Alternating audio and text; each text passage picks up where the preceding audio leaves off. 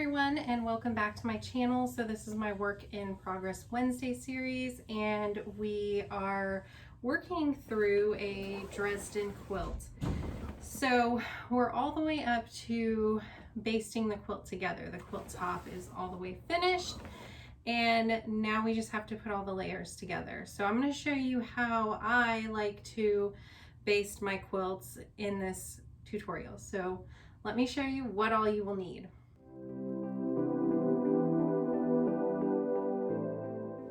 So to start with, you'll need some backing fabric. I try to usually buy the wider quilt backing fabric just because it makes it a lot easier. I don't have to piece it together. But if you have a print that you really want and it's not available in the backing size, the 108 inch, then you will just have to piece it together and that's it. So I have my backing fabric, I have some batting, and the way I typically baste my quilts is pins, but since I am hand quilting it this time around, I'm going to try using mostly just some basting spray. When I do use pins, I make sure they're really sharp, and I prefer the curved safety pins. And then one of the last things I use is these bandy clamps. They're from rockler.com. If I remember, I'll put a link to them in the description, but they're fairly easy to use. You have to have a lot of grip strength to open them, so keep that in mind. But I do like them better than the ones that you have to like squeeze to open and clamp them and keep pulsing to get them to tighten up. These are just a lot quicker for me. You can also use tape. I've tried doing that and tried basting my quilts on the floor, but the tape would always come undone and move, and me crawling all over on my knees just wasn't for me. So I like using a tabletop to do this. So I'll show you how I do that. First I'm gonna iron my backing fabric and the quilt top just to make sure it's nice and flat and I have a lot of the wrinkles out. So let's get going. Okay, so now the first thing I'm going to do is I like to line up one side of the fabric on the edge of the table. Now I typically, whatever cut of the backing I get, I don't cut it until after I get everything layered, and that's just because that way I don't make a mistake on cutting it too small. Because I've done that before, I've measured wrong. So I just put a clamp on all the corners, and sometimes, since this is a big table, since I have enough clamps, I'll put one in the middle too, just to keep everything straight. So I clamp all the way around. I don't pull the fabric tight. I just make sure, like, meaning I don't over, stretch it or anything. I just make sure that it's fairly even and straight. And one more clamp. And then, oh, I don't think I showed you, I do make sure that the pretty side of your fabric is facing down. All right, so there we go. And then next would be your batting. So you'll just want to make sure that it's laying out the direction that it needs to be to fill the entire area of your quilt. And because this quilt is a little bit bigger than the table I'm using, I am going to need to roll it up some to get the basting spray on. And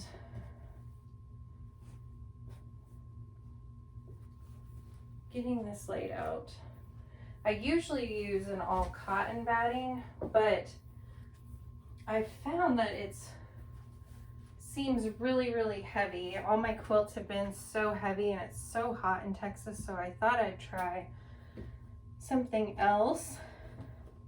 And I used this on the baby quilt that I did, and I actually really liked the way it felt. The quilt isn't as stiff as most of my quilts have been.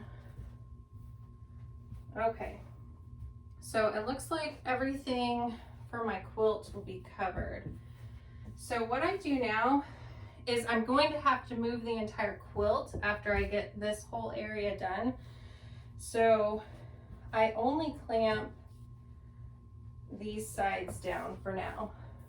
And I leave the rest open for working with this part of the batting that I can baste. So, oops, I'm losing my microphone. Okay, so what I do here with basting spray is I'll roll this up in spray and then, you know, push it back down and even everything out. If I was going to pin, I would clamp all of this down, put the top on, and reclamp everything and start pinning. But since I'm using basting spray, I need to get this part sprayed as well. So I'm not basting everything at once, it's just like a process. So I'm gonna get this part pulled out. I'm gonna make sure I didn't move the backing fabric. And typically I would have a fan going, my window open, something like that. But I don't want to have a fan on because you'll hear that and it'll be really annoying. So I'm just gonna spray. So I'm gonna try not to overspray onto my floor or my carpet or anything. And just spray the heck out of it. I've realized that the reason the basting spray has never worked for me in the past is because I don't put enough. You really have to put a lot more than you ever think you would need to put.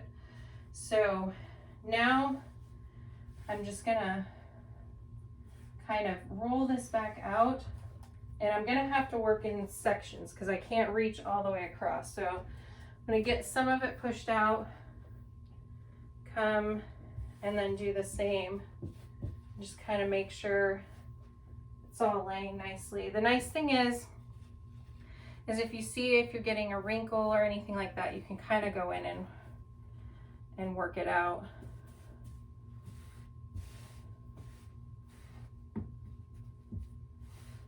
Okay.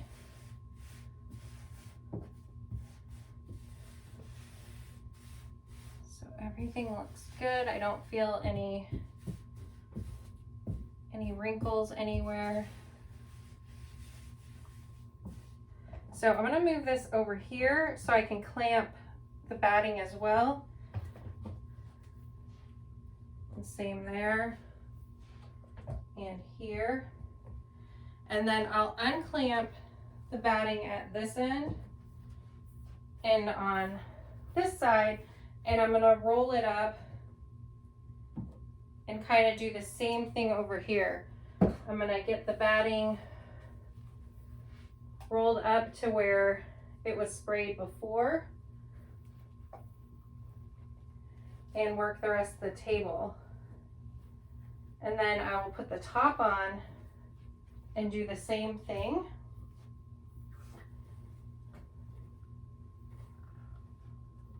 And then move the whole thing up and finish it. So to there, and then spray. Where did I set the spray down? Oh goodness. It's amazing how I get anything done, because sometimes I feel like my mind doesn't know what's happening. Now, after I get this done, I'll probably let it sit for a little bit, make sure all the glue's set good, check it, and if I need to, I might put a few pins in just to hold everything, because since I'm hand quilting this, I'm going to be handling it, I think, a little bit more than I normally would if I was just putting it through my sewing machine. Maybe not. Maybe I'm overthinking it, but I might put a few just to make sure everything stays straight.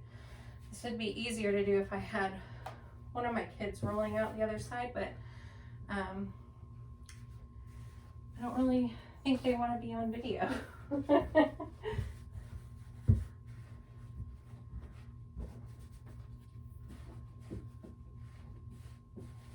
So I'm There we go. So I'm just gonna let the rest just roll back over since it doesn't really matter right now where it lands. Make sure.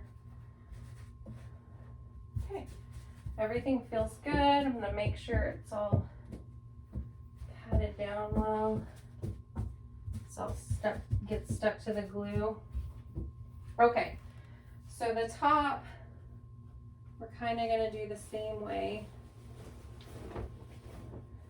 Now what I'm going to do here is I don't want the top lined up straight with the edge because I'm going to leave just a few inches just in case it comes over a bit.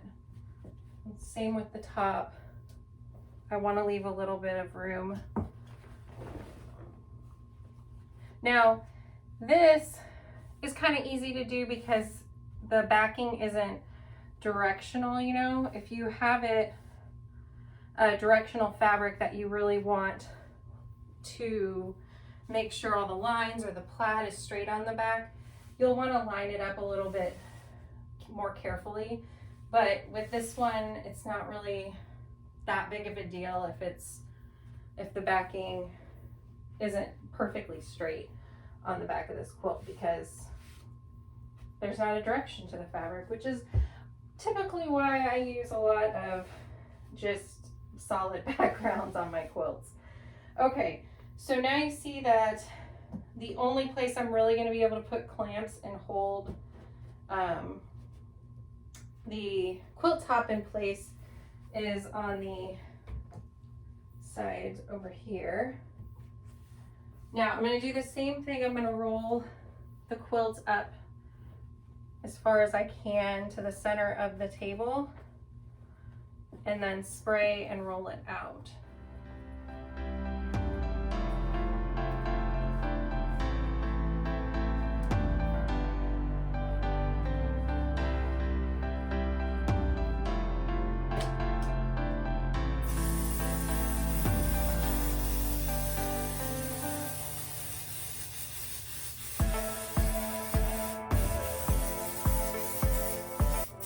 I've really been liking this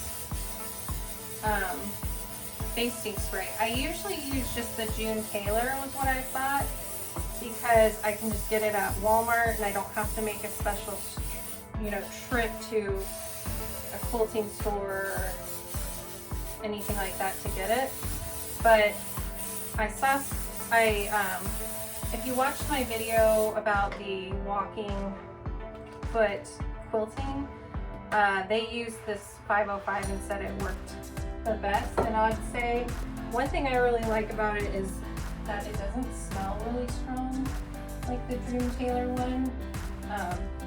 So when I'm unable to open a window or anything like that, it doesn't affect me as much. Because that other one, oh, you feel like you can't breathe even if you're doing it in an open air area. Oh, goodness. Sorry, you guys. I need to tuck this in. All this technology is too much for someone like me. Okay. Same thing, I'm just gonna kind of pat it and smooth it out. Make sure it's sticking everywhere, there's no wrinkles.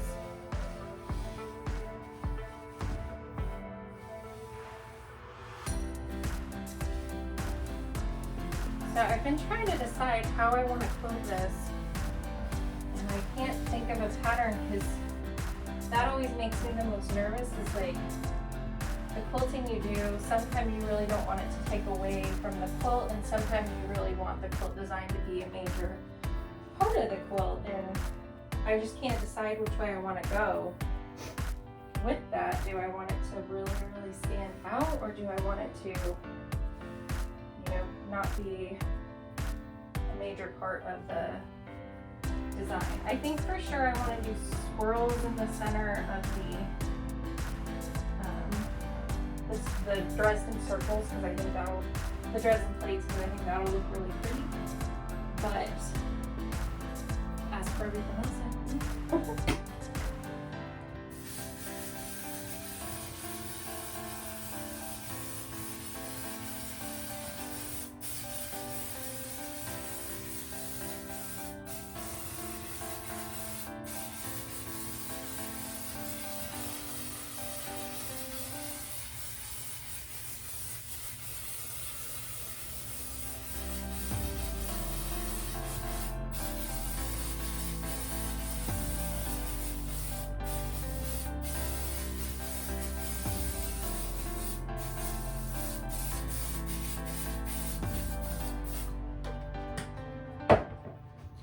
like this larger quilt is gonna use up my whole bottle of basting spray. Okay, so like before, just kind of pat it out, smooth it, make sure I'm not feeling any wrinkles. So happy with how this quilt turned out. It just feels so cheerful.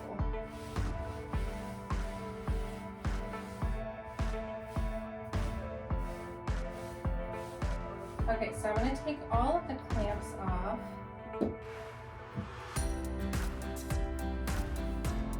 going to need to put, I always need to go back and put some spray at the ends because I never put enough there. Okay, so what I'm going to do now in this part is the part that kind of freaks me out, is I'm going to grab onto either end and pull until the end of the quilt is up on the table. And then kind of look and make sure as I work around clamping again that there doesn't seem like I pulled any gaps. As long as I basted really well, I should be fine.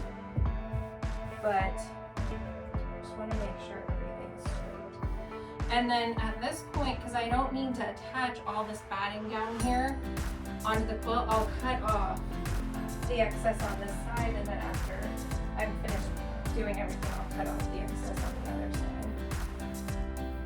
But I want to make sure everything seems straight first. So one thing you can do also is kind of lift up the batting so you can see the backing better and make sure that all seems straight. Okay, so everything looks good, so I'm going to grab scissors, and what I'll do first is cut off the excess batting.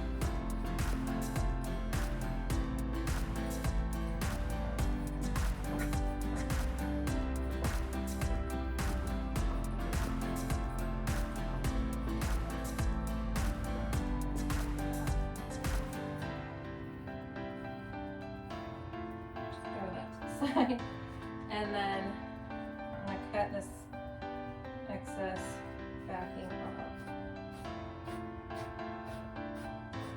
off. I've thought about leaving my cutting mat on here for this part so I could just use the rotary cutter and go across, but I'm worried that I'll overspray glue onto it.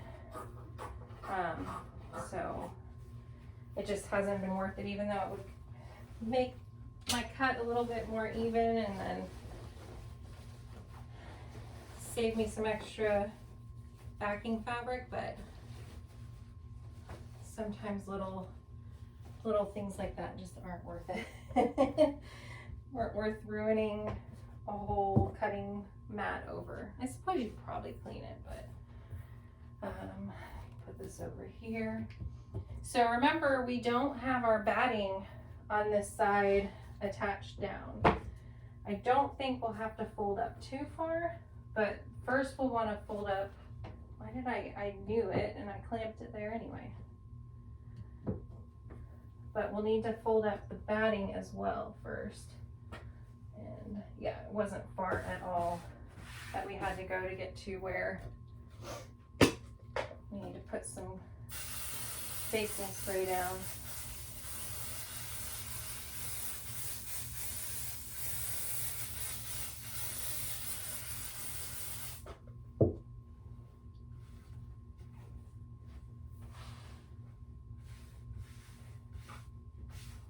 Okay.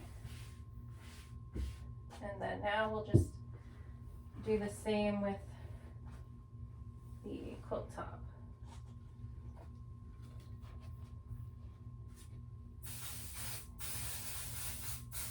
I mean, the main reason I really like this method is just because I don't have to crawl around on the floor.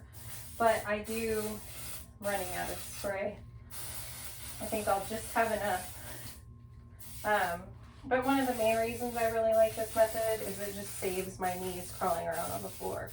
But I have space to have a big table. I used a folding table before down in my living room, and that worked really well because it's more narrow, so it's a lot easier for me to reach from one side to the other. This table's a lot bigger, but the nice thing about this table is I can do so much more of it at one time. On that one, I'd have to shift quilts usually, you know, 3 or 4 times, depending on how big the quilt was. But there we go. It's pretty much, that's it. And that was all in real time. Like, the only thing you didn't see me do was iron everything. So I'm going to take all the clamps off, and what I'll do is go around and just make sure the edges are all glued down really well.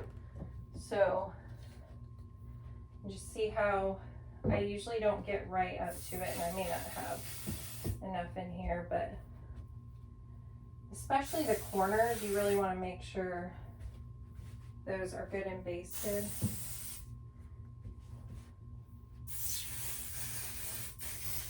But I can also just put pins around the outside too, because that shouldn't get too caught up on my quilting. But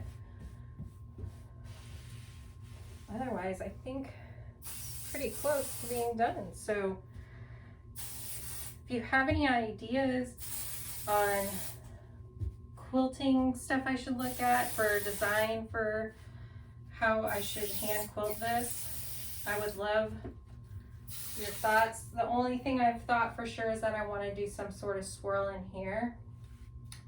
And I've thought about just going, you know, following those.